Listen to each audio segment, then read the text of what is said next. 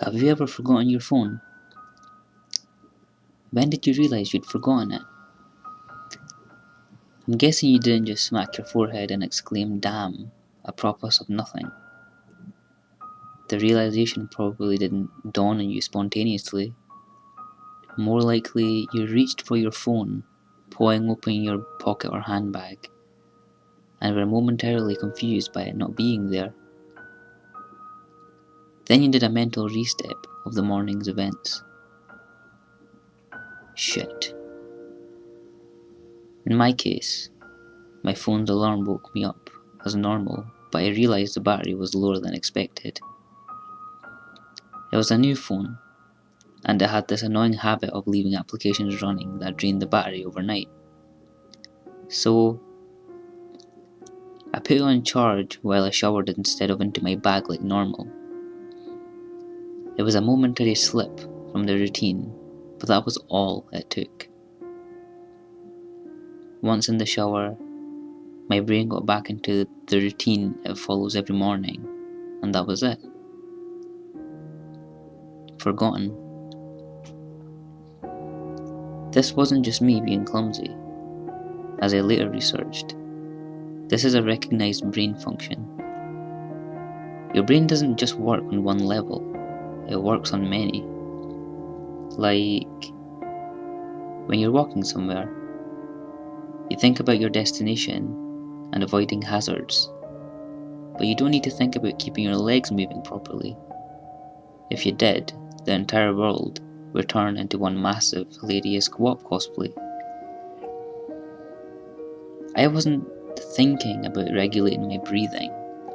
I was thinking whether I should grab a coffee on the drive to work. I did. I wasn't thinking about moving my breakfast through my intestines. I was wondering whether I'd finish on time to pick up my daughter Emily from nursery after work, or get stuck with another late fee. This is the thing. There's a level of your brain that just deals with routine, so that the rest of the brain can think about other things. Think about it. Think about your last commute. What do you actually remember? Little, if anything, probably. Most common journeys blur into one, and recalling any one in particular is scientifically proven to be difficult. Do something often enough and it becomes a routine. Keep doing it and it stops being processed by the thinking bit of the brain and gets relegated to a part of the brain that's dedicated to dealing with routine. Your brain keeps doing it without you thinking about it. Soon, you think about your route to work as much as you do keeping your legs moving when you walk, as in not at all. Most people call it autopilot. But there's dangers there.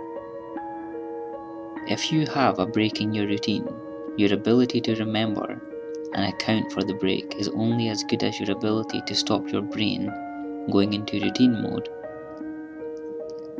My ability to remember my phone being on the counter is only as reliable as my ability to stop my brain entering morning routine mode, which would dictate that my phone is actually in my bag. But I didn't stop my brain entering routine mode. I got in the shower as normal. Routine started. Exception forgotten. Autopilot engaged. My brain was back in the routine. I showered. I shaved. The radio forecast, amazing weather. I gave Emily her breakfast and loaded her into the car. She was so adorable that morning. She complained about the bad sun in the morning blinding her, saying it stopped her having a little sleep on the way to nursery, and left. That was the routine. It didn't matter that my phone was on the counter, charging silently. My brain was in the routine, and in the routine my phone was in my bag. This is why I forgot my phone. Not clumsiness, not negligence, nothing more my brain entering the routine mode, overwriting the exception. Autopilot engaged. I left for work. It's a sweltering hot day already. The bad sun had been burning since before my traitorously absent phone woke me. The steering wheel was burning hot to the touch when I sat down. I think I heard Emily shift over behind my driver's seat to get out of the glare. But I got to work, submitted the report, attended the morning meeting.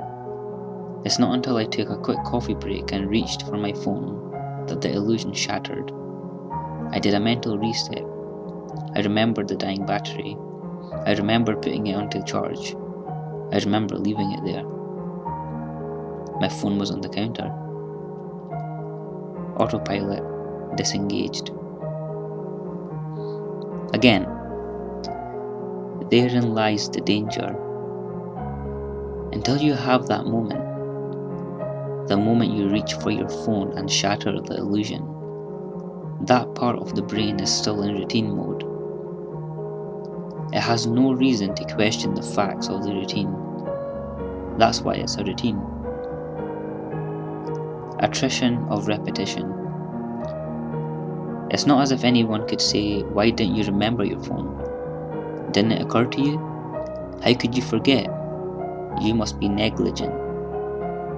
This is to miss the point. My brain was telling me that the routine was completed as normal, despite the fact that I wasn't. It wasn't that I forgot my phone. According to my brain, according to the routine, my phone was in my bag. Why would I think to question it? Why would I check? Why would I suddenly remember out of nowhere that my phone was on the counter? My brain was wired into the routine, and the routine was that my phone was in my bag. The day continued to bake. The morning haze gave way to the relentless fever heat of the afternoon. Tarmac bubbled. The direct beams of the heat threatened to crack the pavement. People swapped coffees for iced smoothies. Jackets discarded, sleeves rolled up, ties loosened, brows mopped. The park slowly filled with sunbathers and barbecues. Window frames threatened to warp. The thermometer continued to swell. Thank fuck the offices were air-conditioned. But, as ever, the furnace of the day gave way to a cooler evening. Another day, another dollar. Still cursing myself for forgetting my phone, I drove home. The day's heat had baked the inside of the car, releasing a horrible smell from somewhere. When I arrived on the driveway, the stones crunching comfortingly under my tires, my wife greeted me at the door. "Where's Emily?" Fuck. As if the phone wasn't bad enough. After everything, I'd left Emily at the fucking nursery after all. I immediately speed back to the nursery. I got to the door and started practicing my excuses, wondering vainly if I could charm my way out of a late fee. I saw a piece of paper stuck to the door. Due to vandalism overnight, please use side door. Today only. Overnight? What? The door was fine until this I froze. My knees shook. Vandals. A change in the routine. My phone was on the counter. I hadn't been here this morning. My phone was on the counter. I had driven past because I was drinking my coffee. I had not dropped Emily off. My phone was on the counter. She'd moved her seat. I hadn't seen her in the mirror. My phone was on the counter. She'd fallen asleep out of the bad sun. She didn't speak when I drove past her nursery. My phone was on the counter. She'd changed the routine. My phone was on the counter. She'd changed the routine and I'd forgotten to drop her off. My phone was on the counter. 9 hours. That car. That baking sun. No air. No water. No power. No help. That heat. A steering wheel too hot to touch. That smell. I walked to the car door. Numb. Shock. I opened the door. My phone was on the counter. And my daughter was dead. Autopilot disengaged.